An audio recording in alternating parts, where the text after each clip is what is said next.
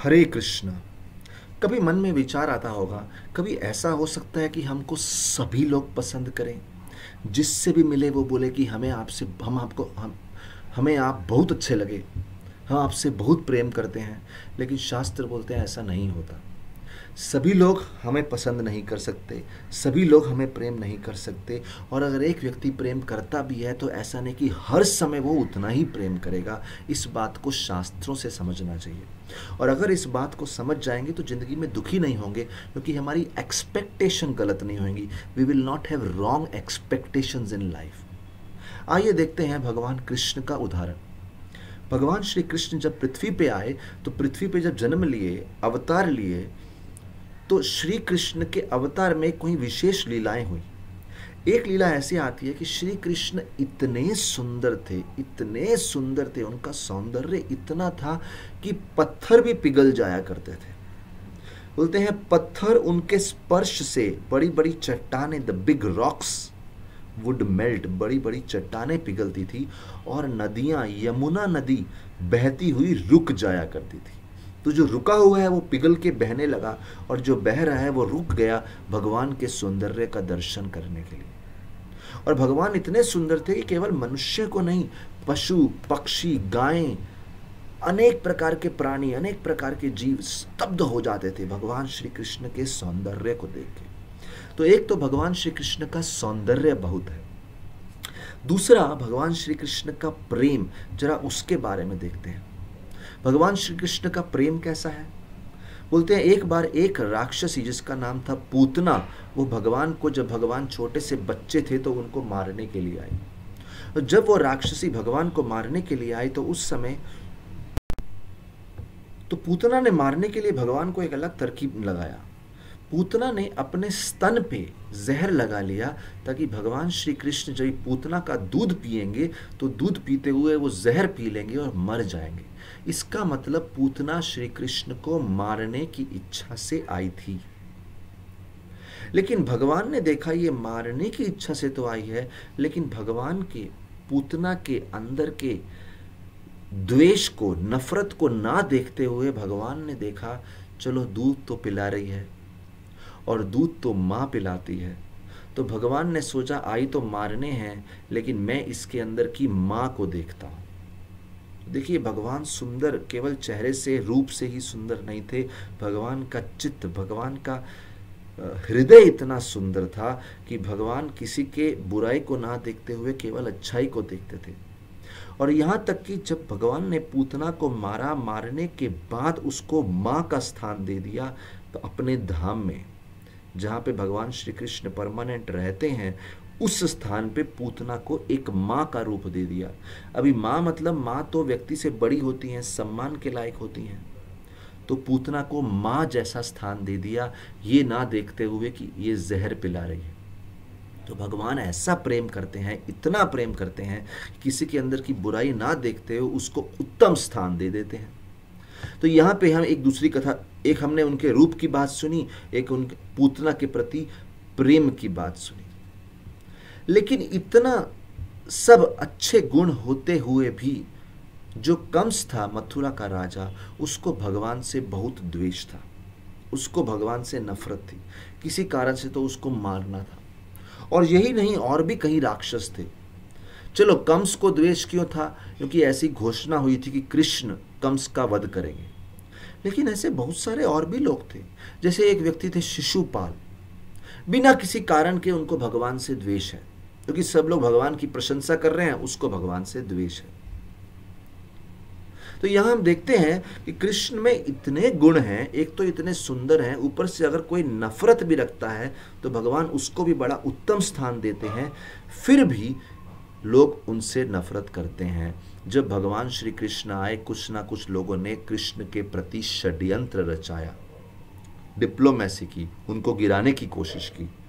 तो यहाँ देखते हैं जब कृष्ण नहीं बचे तो हम क्या चीज़ हैं। अगर हम में से किसी को भी ऐसा लगता है कि हमने क्या बुरा किया कि लोग हमसे नफरत कर रहे हैं, कोई हमारा बुरा सोच रहा है, तो समझ जाओ इस जगत का स्वभाव है, everyone will not love you all the time. Everyone will not love you and everyone will not love you all the time. पहली बात, सब लोग आपको पसंद करें, सब लोग आपसे प्रेम करें, ये संभव नहीं है। और हर समय आप लोगों की गुड बुक्स में रहो, ऐसा भी संभव नहीं है। आपने कुछ बुरा ना भी किया, फिर भी कोई ना कोई आपका दुश्मन बन ही जाता है। ये इस जगत का स्वभाव है। Have right expectations. और ऐसे ही एक बार श्री कृष्ण द्वारका में रह रहे थे और वहां पे एक व्यक्ति थे सत्राजीत, जिनके पास एक शामंतक मणि था। भगवान श्री कृष्ण ने बोला, आप ये मणि महाराज उग्रसेन के पास रखवा दो, वहां सेफ रहेगा। भगवान श्री कृष्ण ने इतना ही बोला, पूरे राज्य का लाभ होगा, वहां सेफ रहेगा, आपको भी आपका संपत्ति मिलती जाएगी, चिंता मत करो। लेकिन सत्राजीत नहीं माना। और हुआ क्या, सत्राजीत के यहाँ से एक दिन उनका भाई वो मणि लेके चला गया और वो मणि चोरी हो गया, वन में गुम गया, जंगल में गुम गया। लेकिन सत्राजीत ने अपने मन में ही कहानी बना ली कि जरूर कृष्ण ने चुराया होगा, और पूरे राज्य में ये समाचार फैला दिया, कृष्ण ने चुराया है। अभी श्री कृष्ण ने तो कुछ भी नहीं किया। श्री कृष्ण तो सत्राजीत का भला चाहते थे, उनका लाभ चाहते थे, उनकी सुरक्षा चाहते थे। इसी प्रकार से हम चाहते हैं किसी को प्रेम दर्शाना, किसी का भला, लेकिन वो व्यक्ति हमें गलत समझ के हमारे खिलाफ ही पूरे समाज में अफवाह फैला देता है। इस जगत में ऐसा होता है। तो यहां हम आज का मुद्दा ये डिस्कस कर रहे हैं कि ना चाहते हुए भी कोई आपके विरुद्ध चले जाए, ऐसा इस जगत में अक्सर होता रहता है। और श्री कृष्ण दर्शा रहे हैं, श्री कृष्ण जो पूरे द्वारका वासी जिनसे प्रेम करते थे, वहां भी किसी ना किसी के मन में श्री कृष्ण के प्रति कुछ बुरी भावना आ गई। So the nature of this world, इस जगत का स्वभाव है, आप अपने आप को कितना भी साफ रखने का कोशिश करो आपके, लेकिन कहीं ना कोई आपसे नफरत करेगा, या आपको पसंद नहीं करेगा, या आपको कोई ना कोई आप में दोष देख लेगा। और जहां तक बात आती है हर समय प्रेम रखने की, तो देखते हैं वसुदेव और देवकी जो कंस की बहन थी। कंस देवकी का जब देवकी वसुदेव से विवाह करके अपने ससुराल जा रही थी, तो कंस पर्सनली उसके ड्राइवर बन के उसका रथ हाँक रहे थे।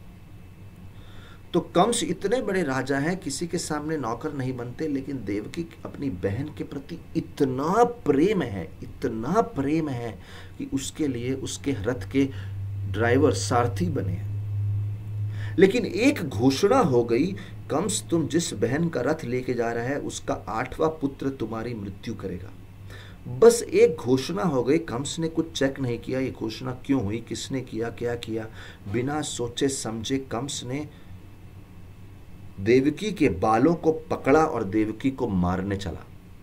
बाद में वसुदेव ने देवकी को बचा लिया, लेकिन यहां मुद्दा ये आ रहा है कि देवकी और कंस भाई बहन में इतना प्रेम था, एक घोषणा, किसी ने कुछ बोल दिया जिससे कंस के स्वार्थ में, सेल्फिशनेस में थोड़ा सा हानि हो गया, ठेस लग गई, वो अपनी बहन को मारने चला।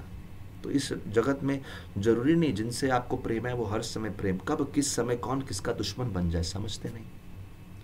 तो मेन चीज क्या है इस जगत में, एक्सपेक्टेशन क्लियर रखो। Have clear expectation, never expect that all will love you all the time. इस जगत में रिश्तों में समय समय पे खटास आती रहेगी। जैसे एक जंगल में जा रहे हैं, तो कहीं जगह पे घास है, कहीं जगह पे कांटे हैं, कहीं घास है, कहीं कांटे हैं। तो पूरे जंगल को आप कारपेट से कवर नहीं कर सकते, लेकिन क्या कर सकते हैं, अच्छे जूते पहन लें तो कहीं पे भी कांटों से भी दर्द नहीं होगा। जूते पहन लो, कारपेट, पूरे जंगल में कारपेट नहीं बिछा सकते, पूरे जंगल को कवर नहीं कर सकते, जूते पहन लो, अपने पांव को कवर करो। उसी प्रकार से वंस वी नो, एक बार हम समझ जाते हैं इस जगत का स्वभाव क्या है।